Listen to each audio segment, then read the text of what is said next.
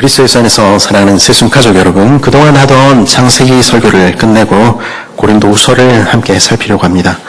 모르시는 분들이 보면 갑자기 왜 1장에서 5장 하다가 말고 끝을 내느냐 이렇게 생각하실 수 있는데 꼭 그렇지는 않습니다.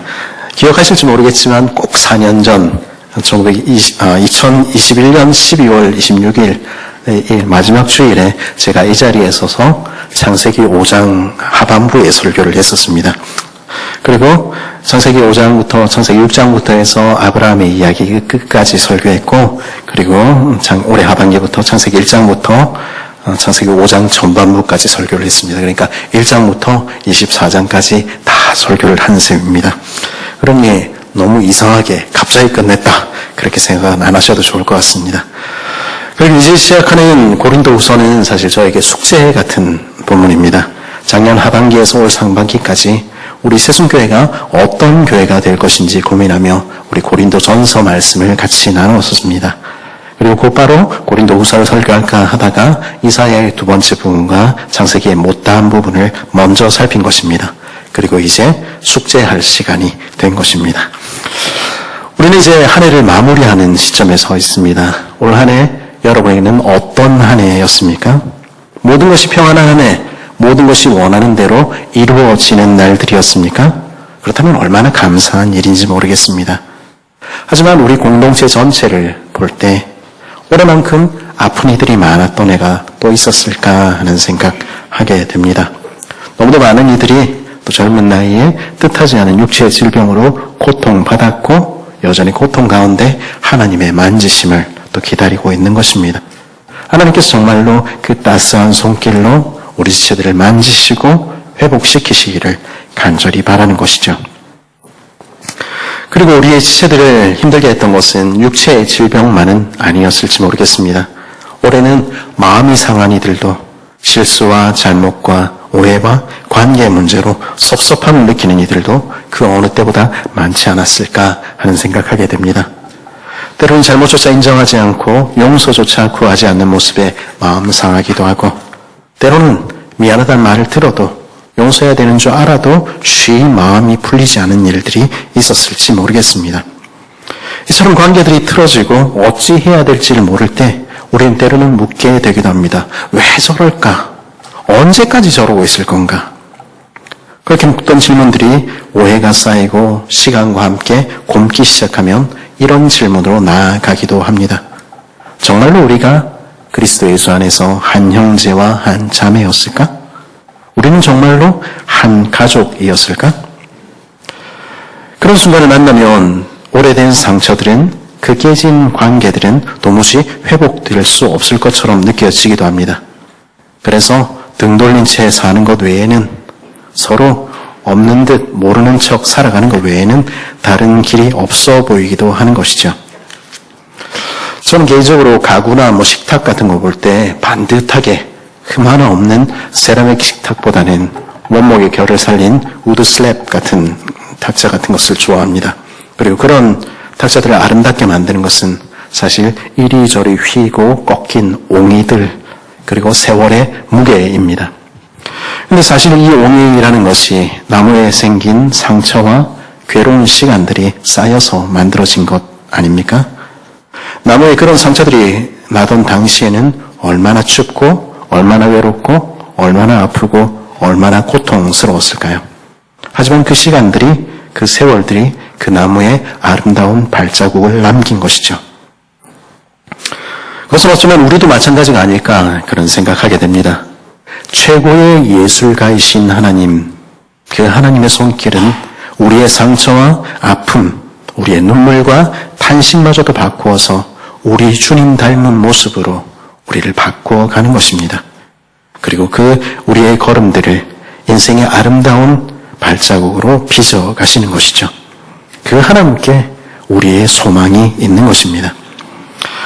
우리가 살피는 이 고린도후서라는 이 편지를 쓸 당시에 바울은 소아시아의 에베소를 떠나서 바다 건너에 있는 빌립보를 비롯한 마케도니아에 이르러 있었습니다. 그리고 거기에 이르기까지 바울에게는 정말로 수많은 일들이, 다 말하지 못할 만큼 수많은 일들이 있었습니다. 도무지 감당할 수 없는 일들이 바울을 짓눌렀고요.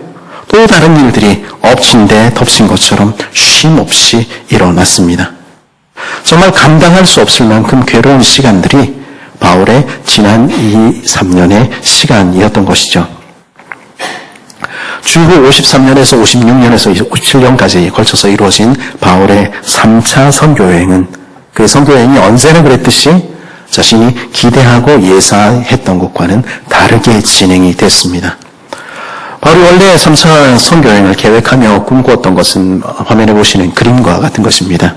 먼저 2차 선교여행 때 가지 못했던 일본의 에베소에서 소아시아 지방 선교를 하고, 그리고 이번에 가서 빌립보와 데살로니가 등 마케도니아를 거쳐 그가 사역했던 고린도를 중심으로 한 아가야 지방으로 가기를 원했던 것입니다. 아니, 본래 바울의 계획은 그 너머까지 이루고 있었습니다. 그래서 3차 선교의 마지막에 고린도에서 쓴 로마서에서 밝히듯이 3번에 등장하는 로마를 지나 4번에 등장하는 스페인까지 가고 싶은 것이 바울의 3차 선교여행의 계획이고 소원이었던 것이죠. 그런데 이 모든 일들은 바울의 생각이나 계획과는 전혀 다르게 진행됐습니다. 그는 아시아에서의 사역 때문에 일본 첫 번째 사역지인 에베소에서 3년이나 붙들려 있었습니다. 그 기간 동안에 그가 가고자 했던 이번에 바다 건너 고린도에서는 수많은 문제들이 발생하고 있었던 것입니다.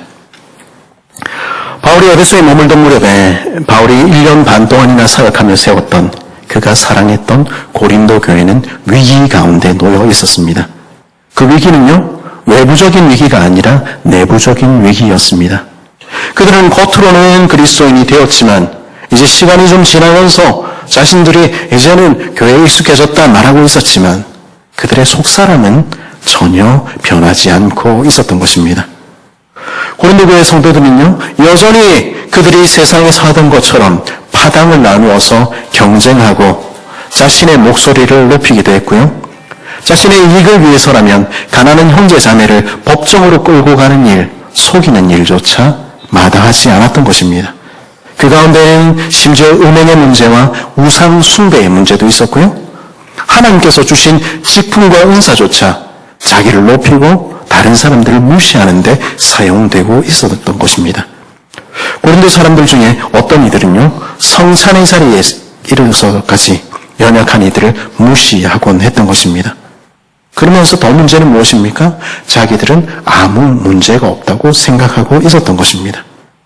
그것이 고린도에 있는 하나님의 교회의 현실이었습니다. 이 소식을 듣고 가슴 아파하며 바울이 쓴 편지가 고린도 전서였습니다.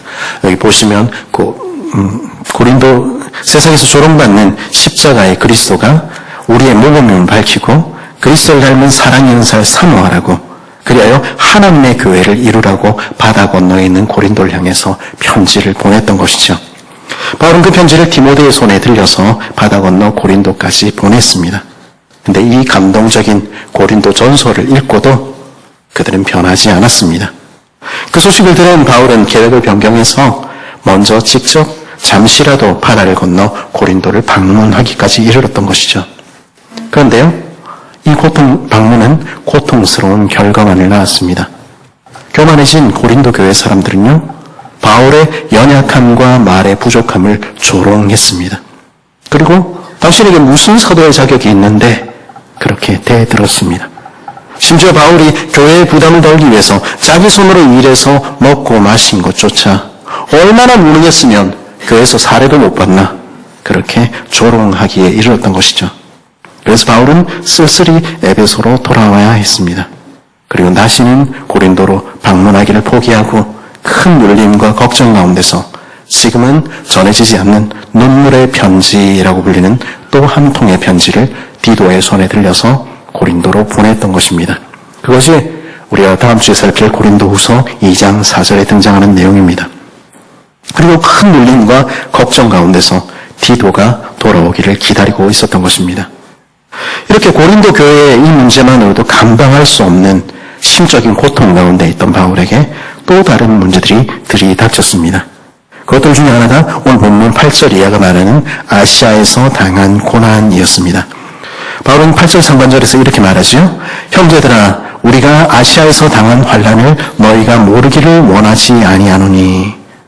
에베소를 중심으로 해서 소아시아 지역에서 사역하고 있던 바울에게 극심한 환난이 닥쳤던 것입니다. 사도행전 19장은요, 바울의 에베소의 사역이 얼마나 성공적이었는지 우리에게 들려줍니다. 그런데 이런 능력 있는 사역은요, 그만큼 더 강력한 대적의 반대와 방해를 불러왔습니다. 사탄은 그것을 원치 않는 것이죠. 회당을 중심으로 한 유대인들은 곳곳에서 바울을 종종 죽음의 위기에 몰아넣었죠.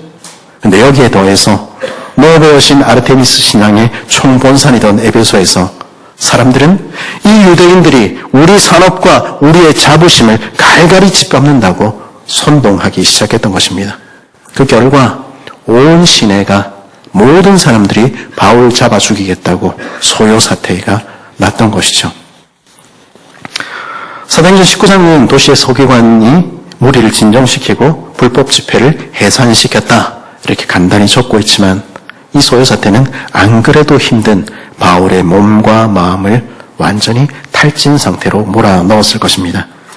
어쩌면 바울은 다 말하지는 않았지만 이 일의 결과로 일어났던 일들, 그 일들 때문에 그 마음이 더 힘들었을지 모르겠습니다.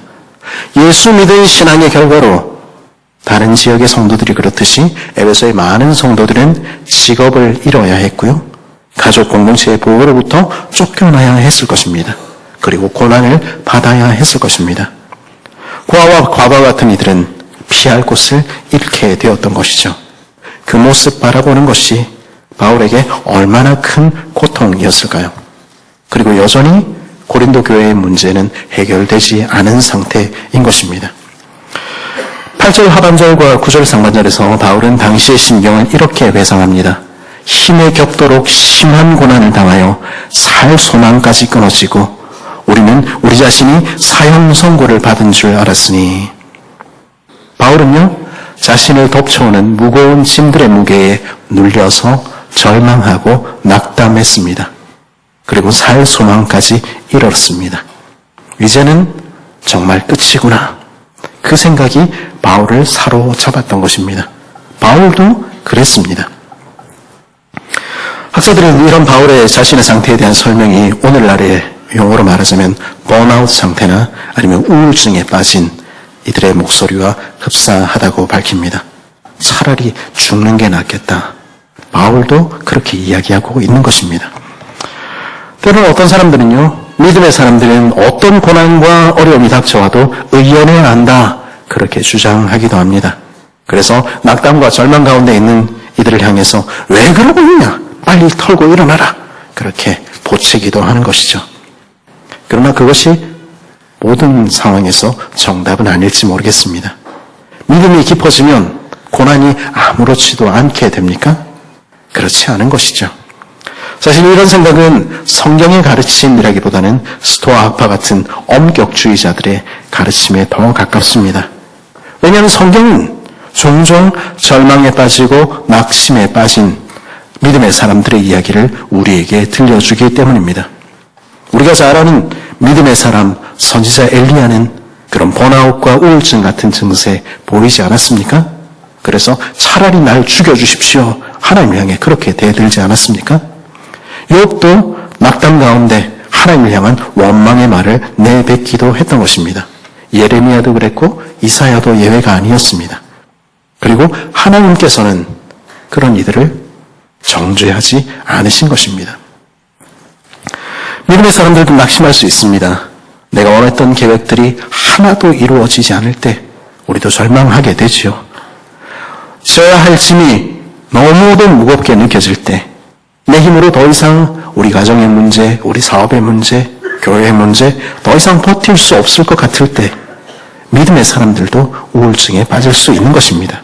차라리 죽고 싶다, 내뱉을 수도 있는 것이죠.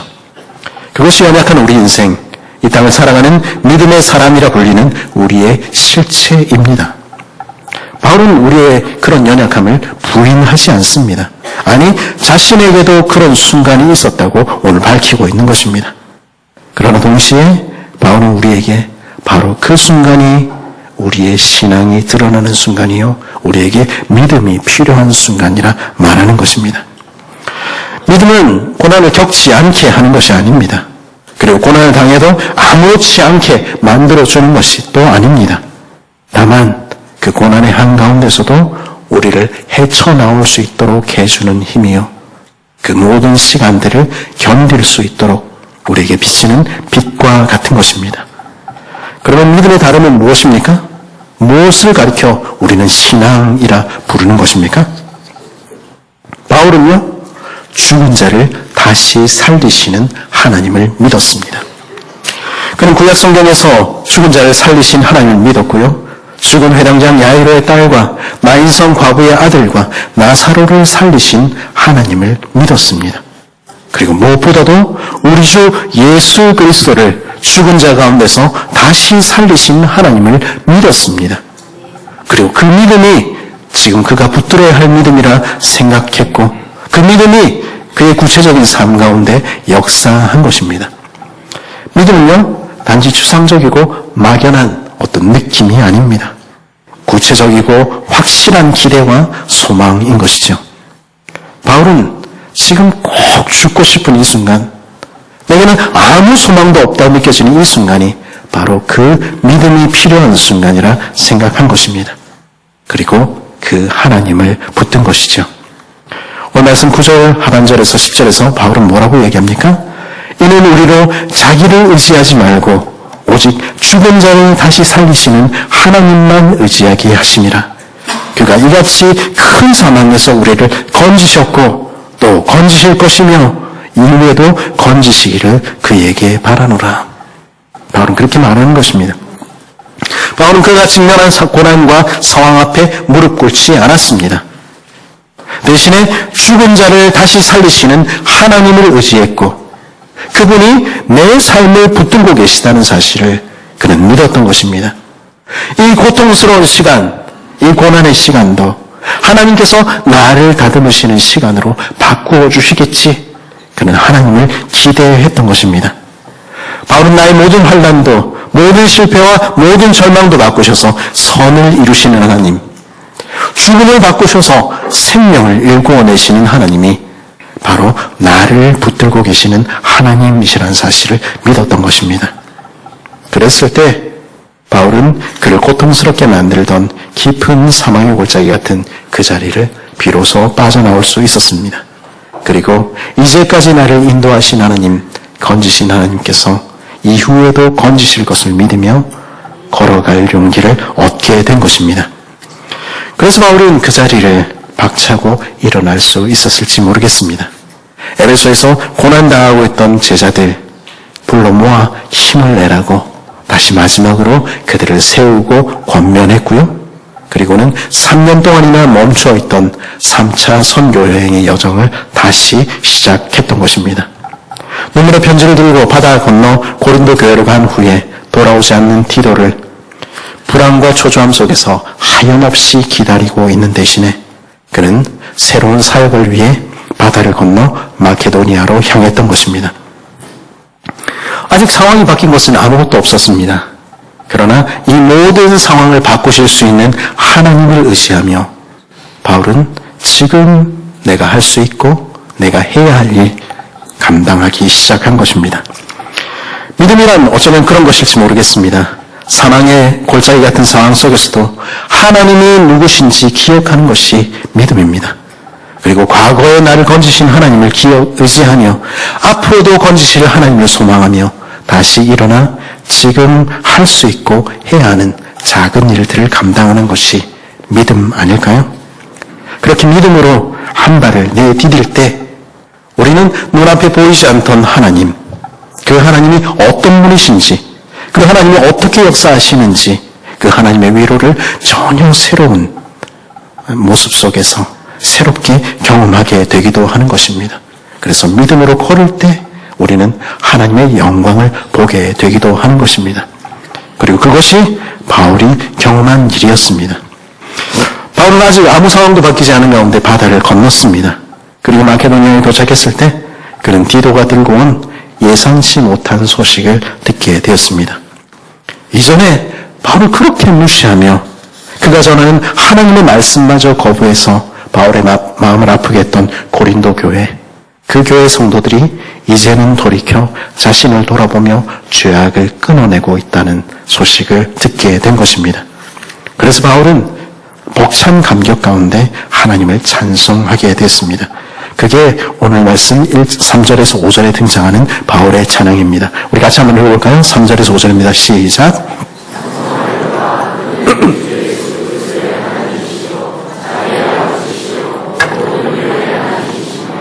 우리의 모든 환난 가운데서도 우리를 위로하사 우리로 하여금 하나님께 받는 위로로서 모든 환난 중에 있는 자들을 능히 위로하게 하시는 이시로다. 그리스도의 고난이 우리에게 넘친 것 같이 우리가 받는 위로도 그리스도로 말미암아 넘치는도다. 바울은 지금 너무 감격한 나머지 편지를 시작하자마자 기쁨에 차서 찬송하고 있는 것입니다. 우리 주 예수 그리스도를 죽은 자 가운데서 살리신 하나님은 정말로 자비가 넘치는 하나님이요 모든 위로의 아버지시군요. 모든 환난 가운데 낙담하던 우리, 그리스도를 위해 고난받지만 아무 결과가 없는 것 같아서 절망하던 우리에게 정말로 큰 위로의 소식을 들려주시는군요. 하나님 주신 그 위로 덕분에 우리 다시 힘내서 모든 환난 가운데 있는 자들을 다시 위로할 수 있는 용기를 얻게 되었습니다. 지난날 그리스도와 교회를 위해 받는 고난이 내 삶에 넘쳤지만 그러나 우리가 지금 받는 이 넘치는 위로는 그 모든 고난을 잊게 하기에 충분합니다. 바울은 그렇게 찬송하고 있는 것이죠. 하나님은요, 그 자녀인 우리를 결코 모른다 하신 분이 아니십니다. 그러나 오늘도 저와 여러분의 삶을 붙들고 계신 하나님이신 것입니다. 우린 그 하나님을 알고 있습니까? 그렇다면 어떤 상황 속에서도 우리 낙담하지 않을 수 있을 것입니다. 여기서 사실 바울이 말하는 참된 위로는 단지 고린도 교회의 소식 때문만이 아닙니다. 그는 참된 위로의 원천인 하나님이 누구신지 알게 된 것입니다. 하나님이 누구신지 알 때 그는 위로받는다는 사실을 알고 있었던 것입니다. 하나님이 어떤 분이십니까? 우리 주 예수 그리스도의 하나님, 자비의 하나님께서는 소망 없는 우리를 위해서 그 아들을 주시고 우리를 생명으로 나오게 하신 분이십니다. 그리고 죽은 자를 살리신 하나님은 오늘도 그 백성에게 자비를 베푸시며 오늘도 우리를 위로하시는 아버지이신 것입니다. 그 하나님을 우리가 소유하고 있는 것입니다. 그 사실이 바로 우리의 진정한 위로의 원천이시죠. 흔들 수 없는 그 위로는 우리를 어떤 상황 속에서도 노래하게 하는 것입니다. 그래서 바울은 그 극심한 고난 중에서도 모든 환난과 어려움 가운데도 찬송할 수 있었던 것이죠. 그러면 하나님의 이 위로는 어떤 역사를 이루어냅니까? 하나님의 위로는요, 단지 우리 마음을 좀 보드랍게 만들어주는 정도가 아니라 우리를 변화시킵니다. 그래서 우리를 환난 중에 있는 다른 이들을 위로할 수 있는 이로 바꾸는 것이죠. 그것이 바울의 삶에 일어난 일이었습니다. 바울도 연약했지만, 바울도 힘이 들었지만, 그러나 넘치는 위로를 주시는 하나님을 경험했기에 그는 더 이상 자신을 위해 사는 대신에 형제와 자매를 위해 환난을 당하는 자리에도 나아가게 되었던 것입니다. 그래서 바울은 그 고난과 핍박과 무거운 눌림으로 가득한 그의 걸음을 계속 이어나갈 수 있었던 것이죠. 6절 상반절은 어떻게 이야기합니까? 우리가 환난을 당하는 것도 너희가 위로와 구원을 받게 하려는 것이요 우리가 위로를 받는 것도 너희가 위로를 받게 하려는 것이니 우리는 사나 죽으나 너희를 위해 산다. 그렇게 고백하게 되었던 것입니다. 바울이 어떻게 그렇게 살 수 있게 됐습니까? 그것은 그리스도의 위로는 모든 고난을 훨씬 뛰어넘어 넘치는 위로이기 때문입니다.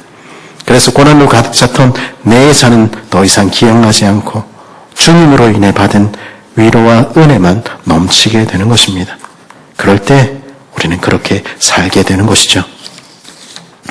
그리고 이제 바울이 가지는 소망은 자신이 그런 사람 되는 것에서 멈추지 않습니다.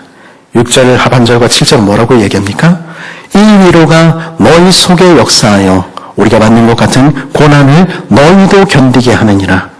너희를 위한 우리의 소망이 견고함은 너희가 고난에 참여하는 자가 된 것 같이 위로해도 그러할 줄 알미라.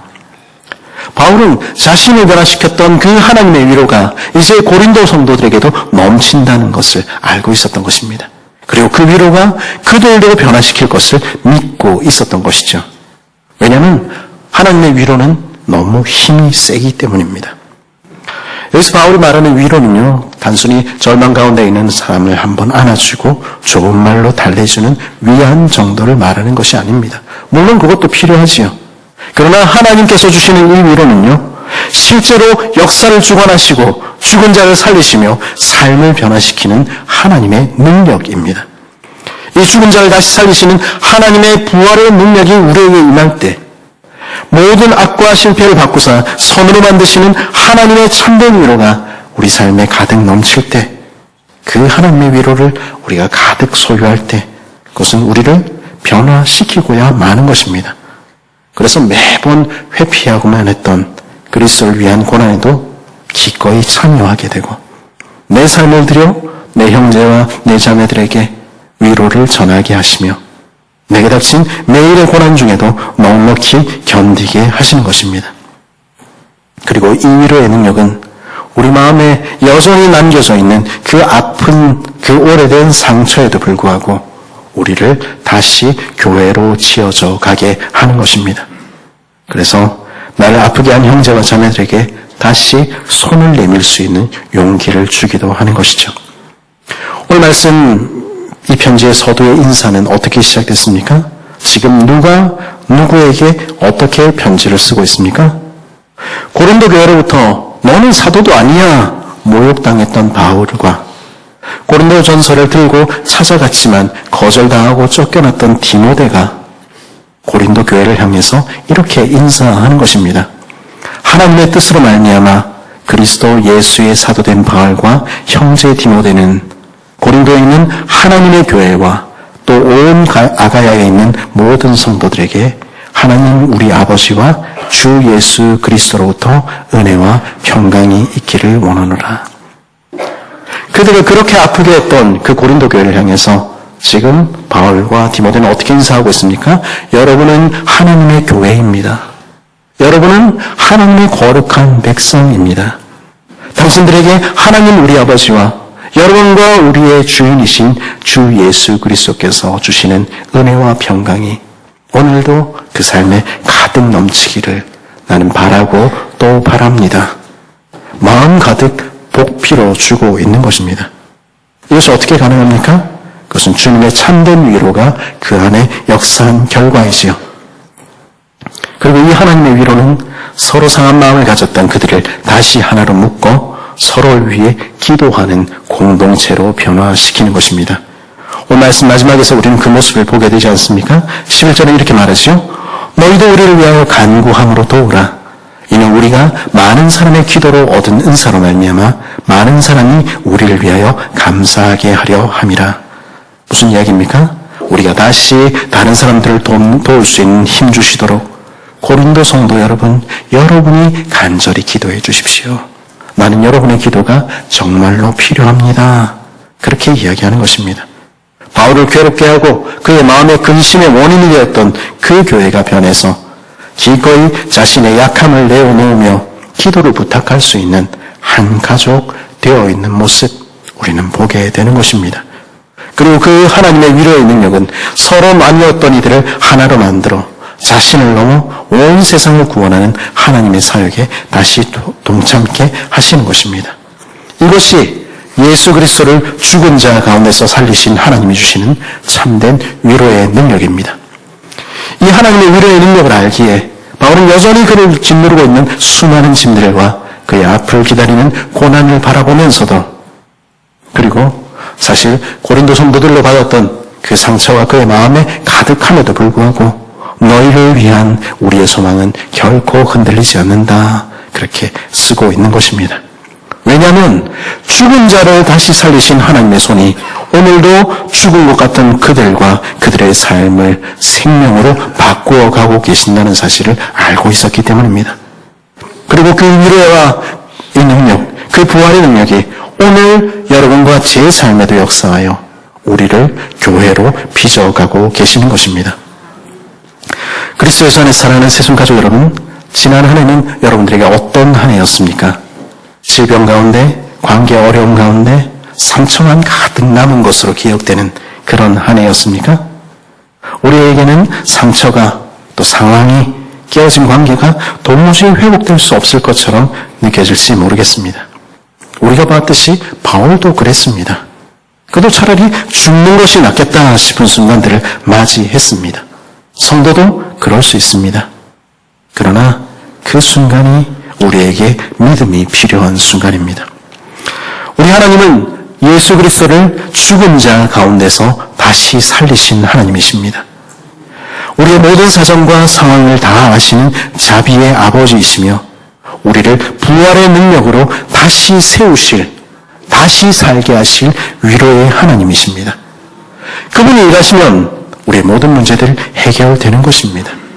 그분이 만지시면 우리는 우리의 모든 고통에도 불구하고 힘을 내어 다른 이들을 돌아볼 수 있는 이상한 사람들, 교회가 되어갈 수 있는 것입니다.